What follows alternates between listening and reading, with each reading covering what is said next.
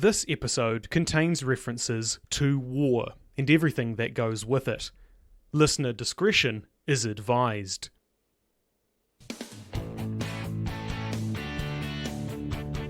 Kia ora, g'day and welcome to the history of Aotearoa, New Zealand. Episode 125, Peace in Our Time. This podcast is recorded in Te Whanganui Atara, on the rohe of Mueupoko, Taranaki Whānui, Te Aotearoa and Ngāti Toa Rangatira. We are generously supported by our amazing patrons. If you want to support Hans, go to patreon.com/historyaotearoa. Last time, we talked about the most common elements of Māori warfare, the elements of surprise and deception, as well as how they captured Pa.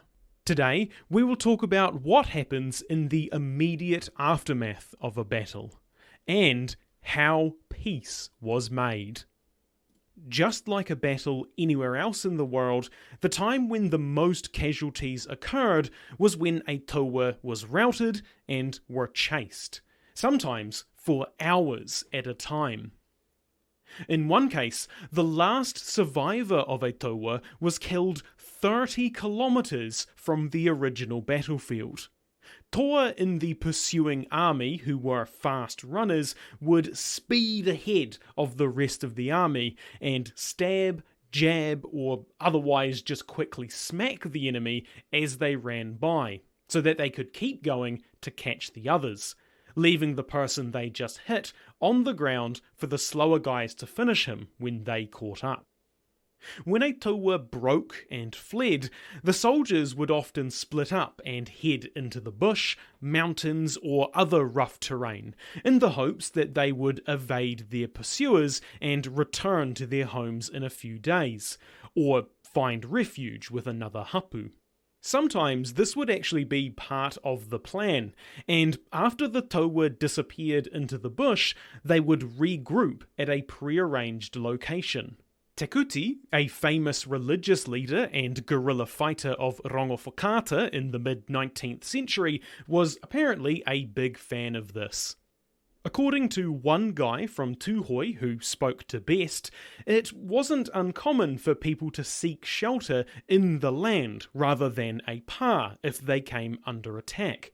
Quote, "The rugged canyons were our stockades, the steep ranges and deep forests were our earthworks." End quote. The idea of being the sole survivor was a popular tale that people would tell, saying that they were the only person who survived a massive battle. However, it's hard to verify if these were true, because Māori weren't exactly counting the precise number of casualties, and stories saying that you were the sole survivor of a taua were a lot better than, well, some dudes did get away, but I don't know where they are now. Māori oral tradition does mention battles where thousands of people were killed, but these are likely exaggerations, except for maybe a few. Of course, members of the enemy taua could be taken alive rather than just killed. Sometimes, the victorious rangatira wanted to spare someone's life, and to do so would put their kākahu on them, occasionally while the battle was still ongoing. Doing this made the person tapu. But since the source of tapu is the rangatira's mana, if that chief didn't have a lot of it, the tapu may not be respected. Sparing someone in this way could be for a number of reasons. Perhaps that person was needed for marriage and future peacemaking, or perhaps it was someone related to the chief, and so didn't want them killed. In general, though, it seems that most enemies were killed, or kept to be killed later. Enslavement seems to have only been the fate of a very few. Part of the idea being that a man that you leave alive today could come back stronger to fight you tomorrow. and that time he might win. He can't do that if he's dead. Women and children tended to be enslaved more often than men, who tended to be killed outright for the aforementioned reason. Those who had been taken as slaves seem to have been regarded as dead by their kinsmen, and they didn't tend to make the effort to rescue them, as it would be too costly to do so. Familial relations were really important in Māori society, so to absolve someone of their relationship to you was pretty severe. A former slave could have that disgrace on them forever. As such, POWs tended to want to stay with their captors rather than go back to their own hapu when offered the chance. Slavery was sometimes considered worse than death itself, due to the whakamā associated with it, despite the fact that slaves were, in a sense, treated pretty well by their masters. They were well fed, not expected to overwork themselves, and although they were on the lowest rung of the social ladder, they were still regarded as human beings, so they were afforded the basic fundamental human rights of the time. Slavery in pre-European Māori society was more akin to serfdom rather than chattel slavery. That's not to say it was good or nice to be a slave.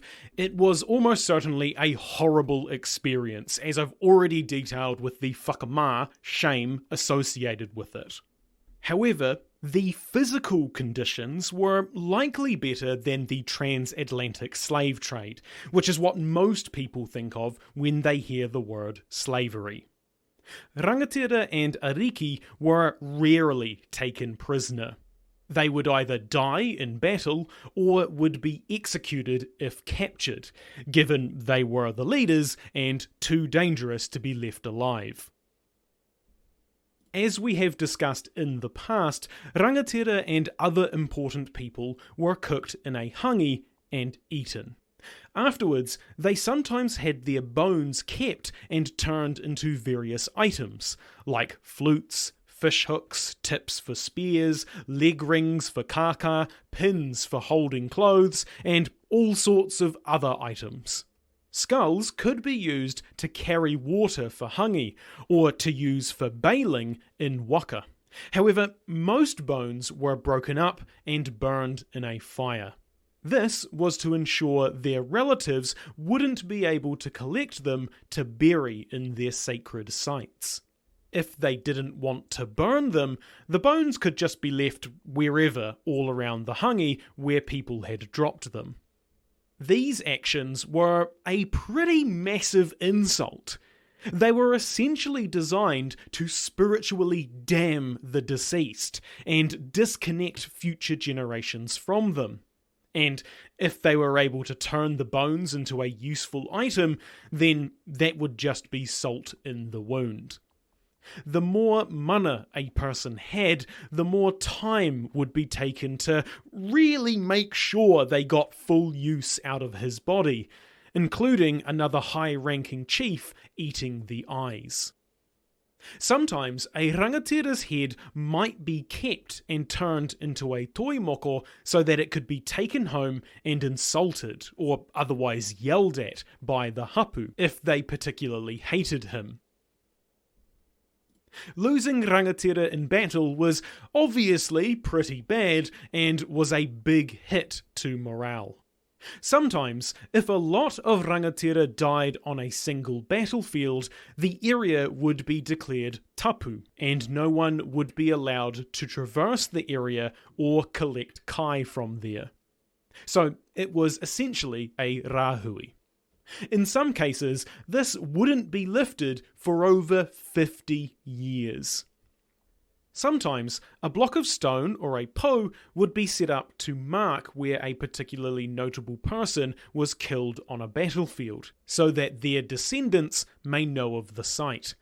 However, in some regions, this would be marked by a pokapoka.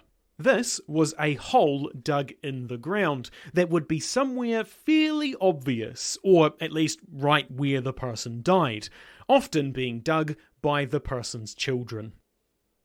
While on campaign, it was common to cremate the bodies of allies who died in battle, again to ensure they didn't fall into enemy hands.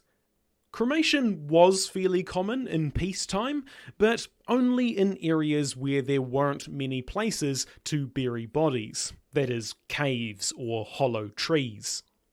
So, to avoid anyone untoward finding the body and using it for makatu or similar, they would instead cremate it. By and large, if Māori had a good place to rest their dead that could be kept secret, they would use that. However, during times of war, practicality seems to have outweighed spiritual needs. Or, to put it another way, cremation wasn't seen as a bad way to send off the dead. It was just considered better to be buried with your tipuna, if that was possible. If the person was a rangatira or someone else important, then there was a middle ground to be had. Their head would be cut off before cremation, so that it could be taken back home and preserved as a toimoko. Of course, not all casualties in battle would be deaths. Many were injuries.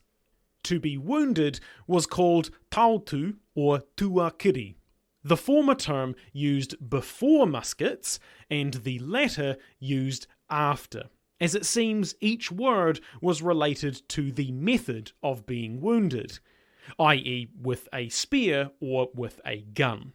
If someone was injured on the battlefield and needed to be taken away, but couldn't walk, their comrades would make a stretcher from 2 wooden poles with vines between them. It was rare to leave wounded on the battlefield, especially knowing that if they were left alone and captured, then they would be killed later or eaten. So it only happened in the most dire situations. In one case that Best mentions, they even burned their own wounded alive to ensure their bodies couldn't be defiled by the enemy. I realise that's quite horrible, but I want to illustrate how much they absolutely did not want themselves or their friends to be captured by the enemy, knowing that they would likely be defiled in some way and then permanently lose their connection to their descendants. Their wairua would essentially be cut off from the wider spiritual and material world, or possibly even destroyed entirely. And that was something they wanted to avoid at all costs. However, in saying that, not all people captured were executed. Mercy was an important concept in Māori society as well, and someone who was said to have a, quote, mind divided between the fighting and pity for the vanquished, end quote, was called a tangata kopurua. To give you an example, here is a story from Elston Best. Quote, when Mohaka, the famous seer of the Wairoa tribe, lifted the war trail against Tūhoi, there were 2 papa, tokens, of the matakite, or prophecy, a lone tree and a light-haired man. This man was to be caught and degraded, but was on no account to be slain. However, when he was caught, one of his captors did not wish to see him degraded for life, and showed his sympathy for the unfortunate man by killing him, that he might die as a man, his honour and dignity untarnished. Thus, he saved his enemy from degradation and proved himself a tangata kopurua. Nor would the relatives and friends of the slain man look upon the slayer as a tama ahara, inasmuch as he had saved their chief from losing caste for all time. End quote.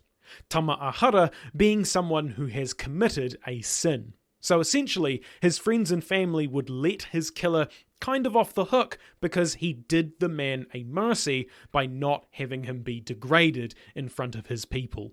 Mercy could also take the form of the besieging party giving food to the besieged, though we aren't entirely sure why this happened.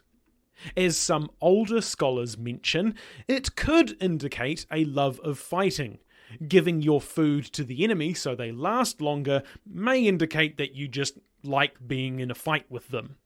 However, this idea is rather outdated and is probably based on, frankly, racist logic. For my money, it's probably something closer to ensuring that any non-combatants inside the pa don't starve to death, or at the very least, the ones related to the attackers which they care about. Though, again, we truly don't know why this happened. The aftermath of a battle didn't just involve taking lives. There would be stuff to take too. Since Māori didn't have horses or carts or anything like that, plunder was only limited to what they could carry on their person, or in their waka if they had brought one. Because of that limitation, booty often included smaller items like weapons, mats, earrings, fish hooks, and weaved goods like baskets. Apparently, as a general rule, if you killed someone in battle, you had the right to take their clothes and weapons. However, this might be subject to rituals to remove the tapu first.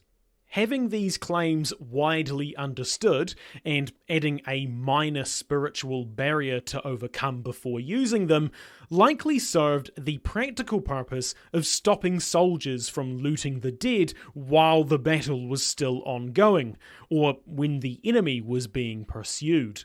If everyone knew what stuff they had the rights to, and also knew that they probably had to take it to a tohunga to go through a bit of a ritual, then they're unlikely to stop mid-battle and start grabbing everything they could see, because in theory, there would be no disputes as to who had claim to what loot. And if you had to take it to a tohunga anyway, who's probably busy doing his own thing, then there wasn't much point in stopping mid-battle to grab as much booty as you could gather. Which was good for the leaders of the taua to keep the army's cohesion and ensure they actually won the battle. Because if an army was more interested in looting the fallen, it could result in the enemy getting the upper hand and causing you to lose the battle. Or if the enemy was already running away, then much of them may escape. This also meant that sometimes hapu would have secret places that they hid their precious items, like mere or other family heirlooms passed down through the generations. Part of the reason that these secret hidey holes were necessary was that sometimes the enemy would know about these items and specifically target them for booty. The valuable wakatoa could be carried into the pa if they knew someone was coming to attack. Alternatively, a hapu could hide their waka in a creek by putting heavy rocks into it, making it sink, where it hopefully wouldn't be found by the enemy, and instead could be retrieved later. Sometimes that's not quite how it went down though.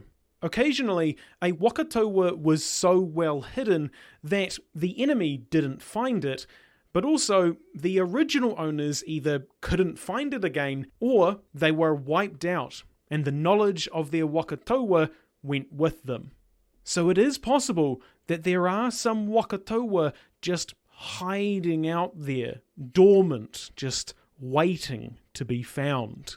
As was the case in June 2023, when one of these wakatoa was found in the Pātea River in Taranaki. At time of recording, that wakatoa is thought to be from around the late 1860s, which would put it smack bang during the New Zealand Wars. If the taua consisted of one hapu, then dividing any loot was relatively straightforward, with the rangatira getting the final say. However, if the taua consisted of multiple hapu, which was likely, then arguments could arise over who got what. So again, rules around how to claim certain items were very important. One method of claiming an item, usually a waka, was to be the first person to touch it. In one case, a dispute between chiefs over a captured waka taua meant that they stalled and their enemy escaped. So, just like the ordinary toa, rangatira weren't immune to improper timing when it came to arguing over the spoils. This specific example actually involved the four chiefs climbing into the waka and attempting to, quote, out-sit one another for possession, end quote. Just being the first to touch an item wasn't a foolproof way to make a claim. People could touch the item at roughly the same time and that sort of thing. So thankfully, there was another way to, by and large, avoid these disputes. This was a custom called tapatapa, where a rangatira had the right to claim any booty he wanted by either tying a piece of his clothes to it or naming it as an extension of his body, or in some other way essentially tying his mana to it and making it tapu. A specific example of this comes from 1823, when Ngāpuhi attacked Aotearoa on Makoia Island in Lake Rotorua. Before the attack commenced in full, the Ngāpuhi rangatira spotted Aotearoa's waka being paddled around the lake. Seeing this, the rangatira began to divvy up which waka belonged to who. Quote, the Ngāpuhi, of course, considered all these canoes as their own already. But the different chiefs and leaders, anxious to secure one or more of these fine canoes for themselves and people, and not knowing who might be the first to lay hands on them in the confusion of the storming of Makoia, each tuppered one or more for himself, or, as the native expression is, to himself. Up jumped Pomare, and standing on the lake shore, he shouts, pointing at the same time to a particular canoe, at the time carrying about 60 men. That canoe is my backbone.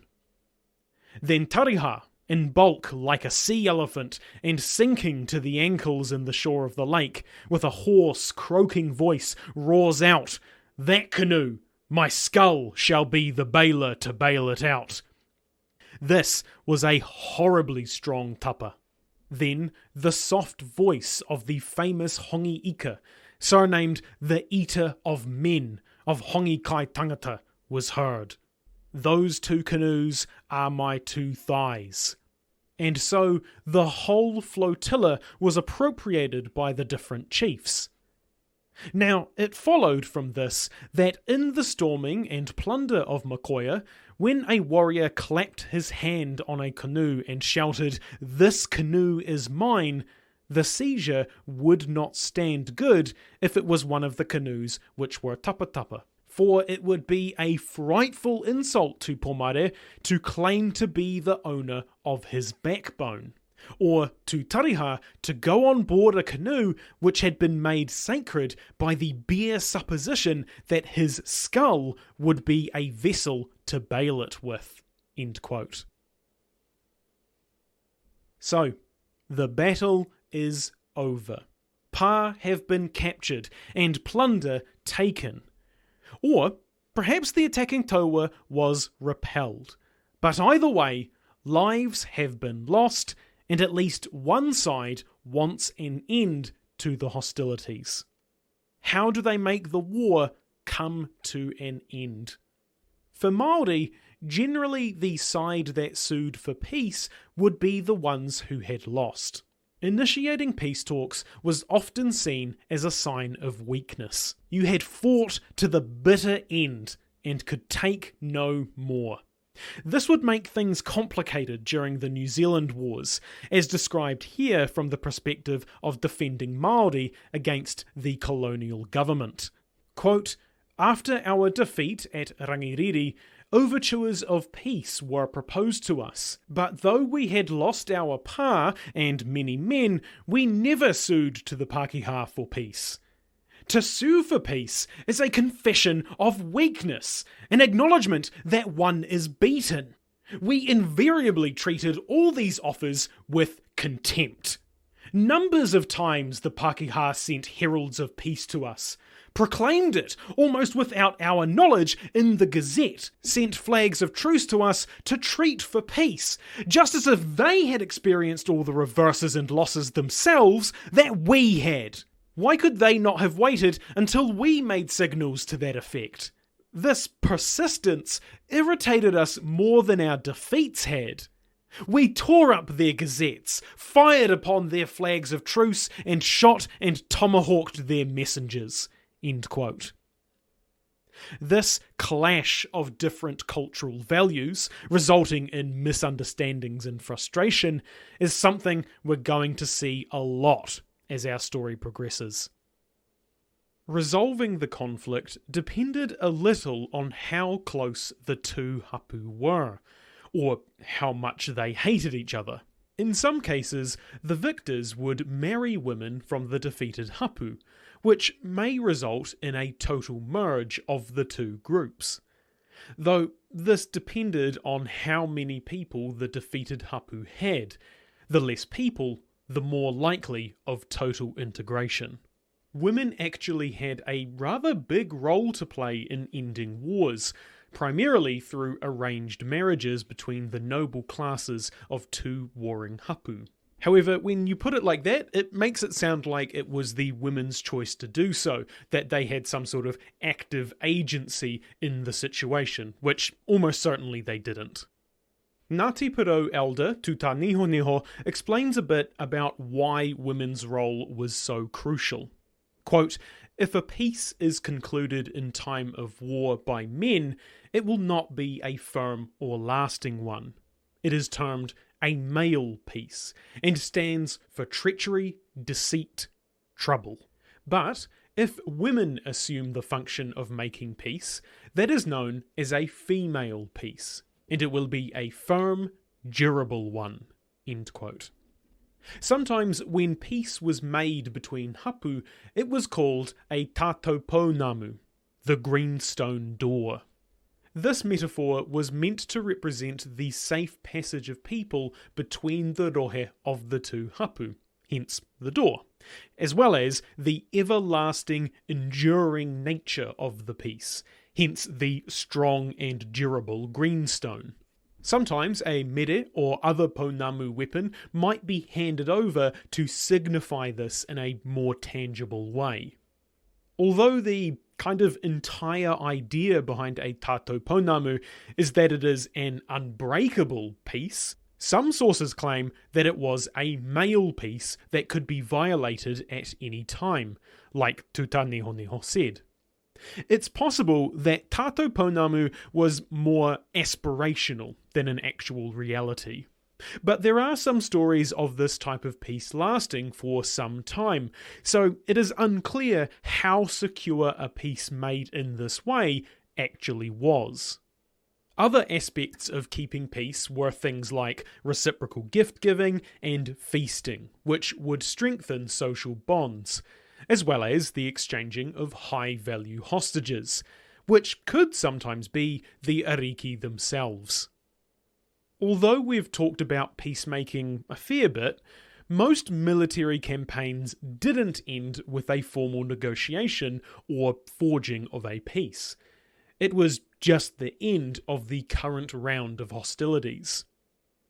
Hapu are often described as keeping account with other hapu, always knowing who are their creditors and who owe them debts.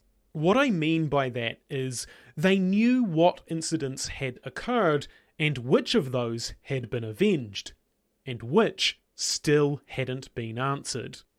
And of course, this cut both ways. So there was always enough beef to go around, meaning tensions could flare up at any moment.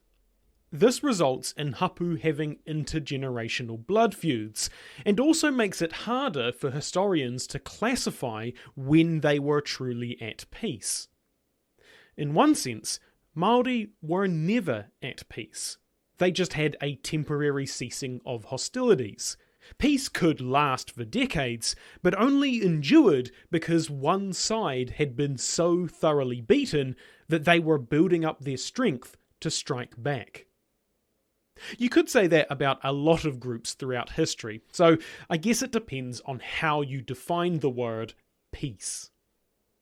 Usually, the people going between each group and negotiating the end to a war were those related to both sides, since each side trusted them to come and go without issue.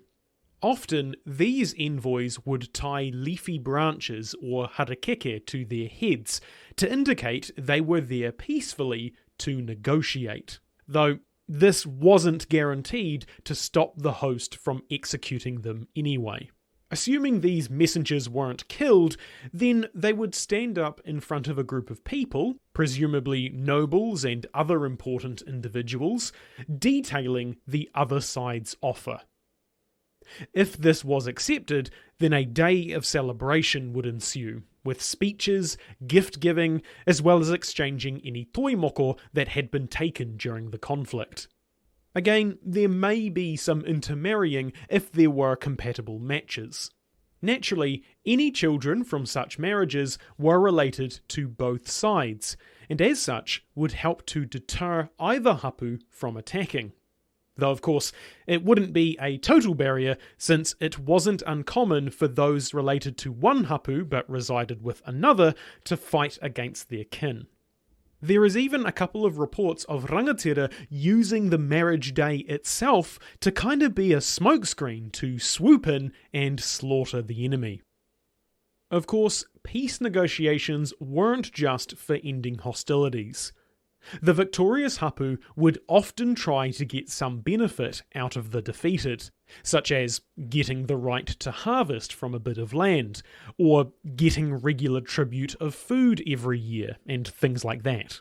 Though this kind of tributary relationship between hapu was rare. It wasn't terribly desirable to be beholden to another hapu and essentially their vassal.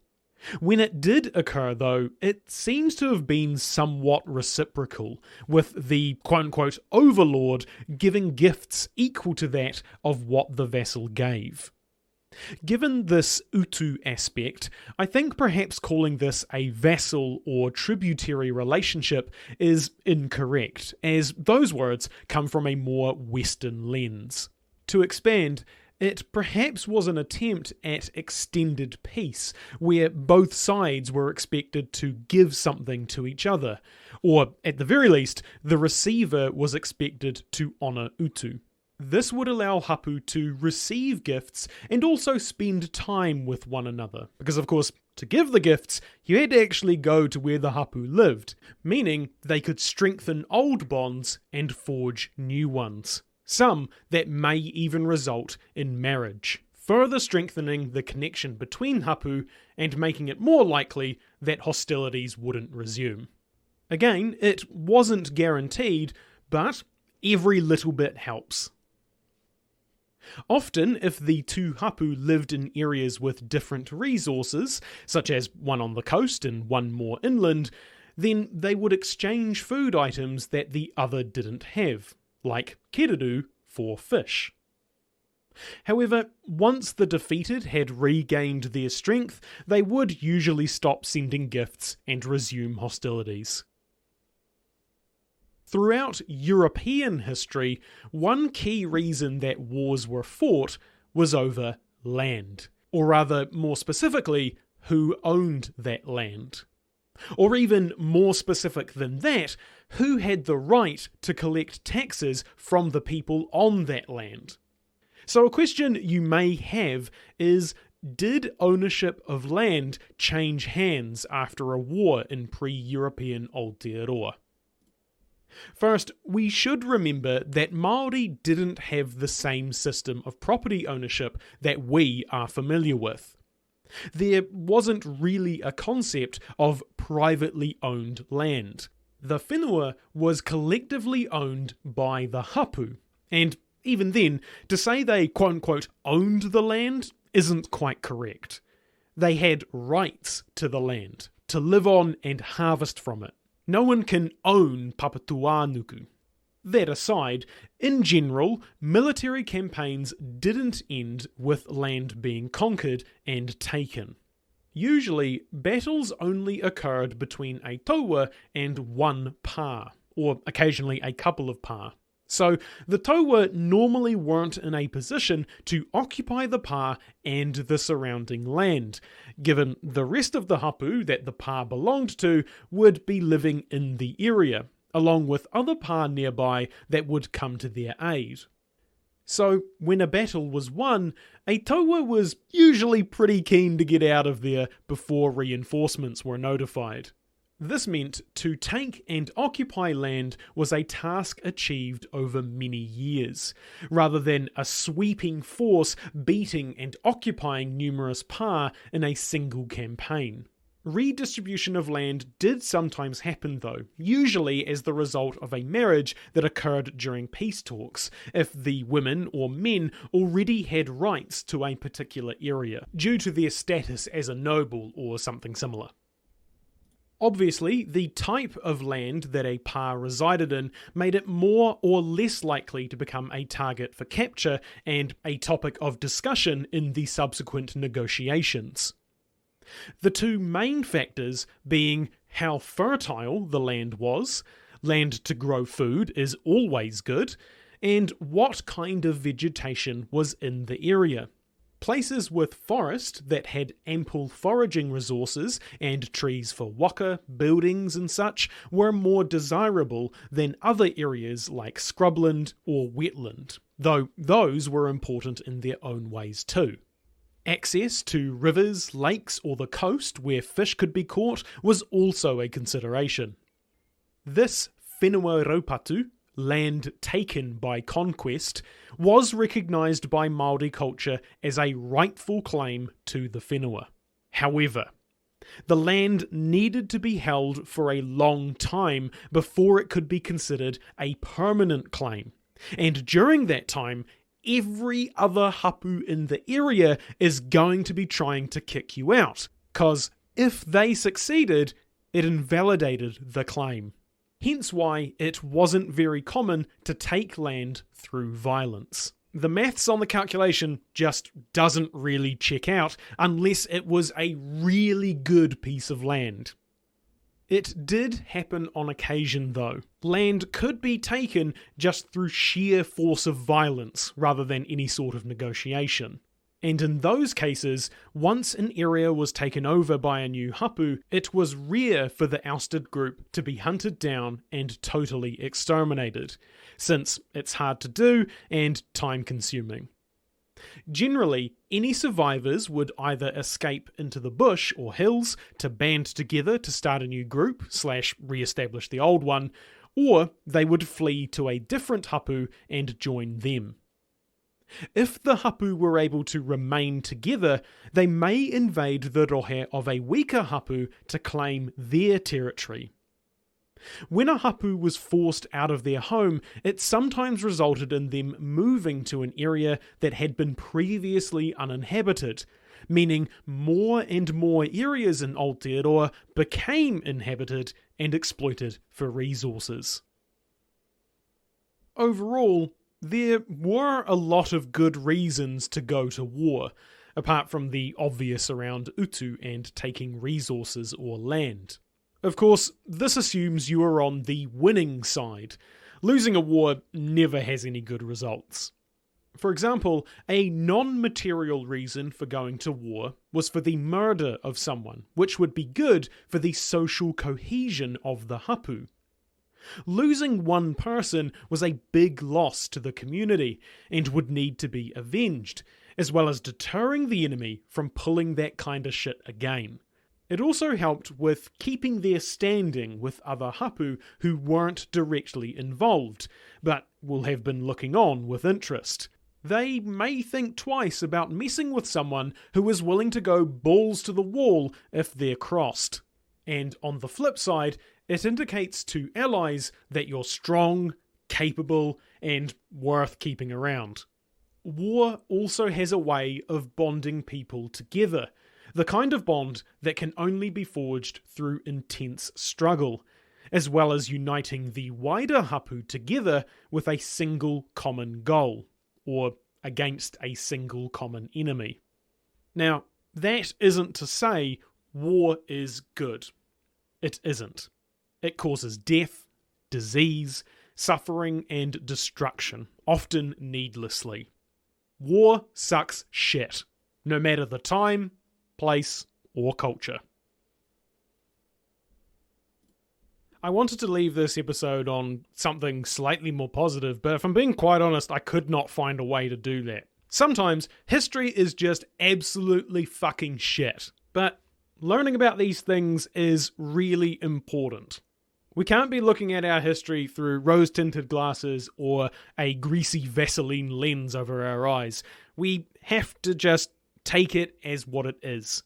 And sometimes, often, that means having to face some of these stark and horrible realities. If you're like me, that is to say Pākehā, and you're listening to this, going forward there's going to be a number of stark realities that you're just going to have to come to terms with. But that's okay, we're here together, we're here for the journey, we're here to learn, we're here to be better people. We're here to be better citizens of Aotearoa, New Zealand. And that means we have to learn and acknowledge what happened in the past so that we can move forward with that understanding. I hope that makes sense. I guess I'm just rambling a little bit here and kind of philosophizing a little bit because, as you might know, this is our last foray into the pre-European era.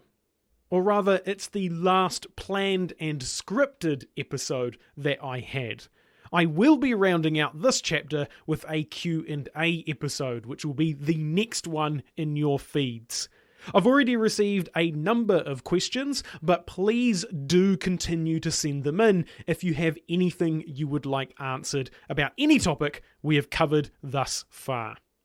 That episode will release somewhere around late December or early January, depending on how efficient my research is. So while that Q&A episode is the technically last episode, this one feels more like the spiritually last one, if that kind of makes sense. Instead of giving you the usual sort of ending that I give, I just wanted to say thank you so much for coming along this journey thus far. It's been 125 episodes and 5 years pretty much just talking about pre-European Māori culture.